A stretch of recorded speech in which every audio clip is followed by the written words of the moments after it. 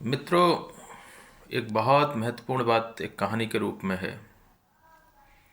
एक मेरे मित्र थे और उनका एक बहुत करीबी दोस्त था।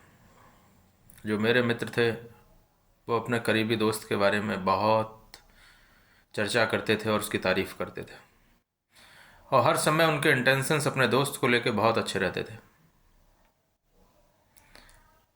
लेकिन उनके जीवन में एक घटनाक्रम ऐसा हुआ कि मेरा जो दोस्त था वो अपने दोस्त का किसी काम में बहुत अच्छा करना चाहता था। उसके दोस्त ने उसको जिम्मेदारी सौंपी थी। उसने वो काम बड़ी निष्ठा से किया भी, लेकिन उस काम में असफल हो गया और उसकी वजह से उसके दोस्त को कुछ नुकसान हो गया। जबकि उसके दोस्त ने उस काम को इतनी श्रद्धा से, इतने समर्पण से किया था कि शायद ही कोई करेगा।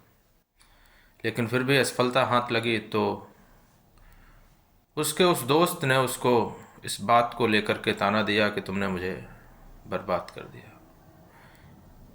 लेकिन उसने ये नहीं सोचा कि सामने वाले के इंटेंशंस तो बहुत अच्छे थे, उसका हार्ट इस चीज़ को लेके प्योर था और उसका उद्देश्य बहुत ही पवित्र था। लेकिन इस कहानी से, इस घटना से हमें ये पता लगती है कि हम दोनों लोगों के जीवन, हम सभी लोगों के जीवन में इस तरह के घटनाक्रम होते हैं। हम किसी अपने प्रियजन का, अपने परिवारीजन का, अपने मित्र का, अपने पड़ोसी का अच्छा करना चाहते हैं, लेकिन किसी कारण से अगर अच्छा नहीं हो पाता है तो उसके बदले में हमें जो उल्हाना ताना इतना बड़ा मिलता है वो बहुत बड़ा होता है। और अगर अच्छा हो जाता है तो उसके बदले में सिर्फ थैंक यू कह के काम चला दिया जाता है। अगर अच्छा हो गया तो उतनी तारीफ़ें नहीं मिलती हैं, लेकिन अगर ख़राब हो गया तो उसके बदले में ताने उल्हाने बहुत मिलते हैं। इसलिए लोग अच्छे काम करने से बचते हैं। वो कहते हैं छोड़ो, कुछ हो गया तो वो ऐसा कहेंगे। लोग रिश्ते शादियाँ नहीं कराते हैं, लोगों कहते हैं अरे कुछ हो गया तो छोड़ो जाने दो। लोग किसी का भला नहीं करते हैं, कहते हैं छोड़ो जाने दो। किसी का और कुछ काम नहीं कराते हैं, कहते हैं जाने दो भाई, कुछ हो गया तो वो। ये ऐसा हुआ है क्योंकि हम लोगों ने इस तरह का एक वातावरण पैदा किया है।